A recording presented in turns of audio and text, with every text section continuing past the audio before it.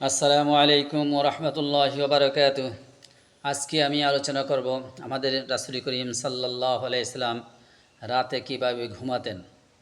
হুজুর আকরাম সাল্লাল্লাহু আলাইহি সাল্লাম রাতে যখন ঘুমাতেন, তিনি রাতের প্রথম ভাগে একটু ঘুমাতেন, শেষ ভাগে উনি উঠে যেতেন। তো প্রথম ভাগে যদি ওনার কখনো ঘুম চাপতো, ঠিক হাতের ডান হাত এরকম কাঁধের উপর রেখে উনি আরাম করতেন। আরাম করার সময় উনি একটা দোয়া পড়তেন, আল্লাহুম্মা রব্বিকনি আযাবাকা আযাবা তাবা আসু ইবাদাক।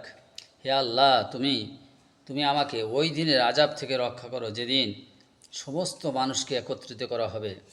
তিনি হযরত আকরাম সাল্লাল্লাহু আলাইহি ওয়াসাল্লাম কাউকে উবুর হয়ে যদি শোয়া দেখতেন, তাহলে তাকে পা দিয়ে নাড়া দিয়ে ঘুম থেকে উঠিয়ে দিতেন।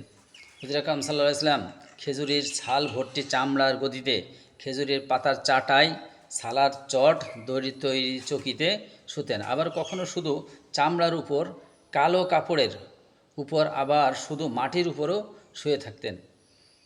তিনি কখনো চিত হয়ে শুইতেন, কারণ চিত হয়ে এক ঠ্যাং আর এক ঠ্যাঙের উপরে উঠিয়ে দিতেন, কারণ যাতে সতর না খুলে যায়।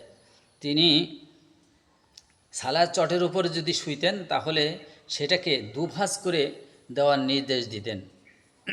যেই ঘরে আলো বাতাস আলো না থাকতো, সেই ঘরে উনি কখনো ঘুমাইতেন না। হুজুর আকরাম সাল্লাল্লাহু আলাইহি ওয়াসাল্লাম ঈশার নামাজ না পড়ে কখনো তিনি ঘুমাতেন না।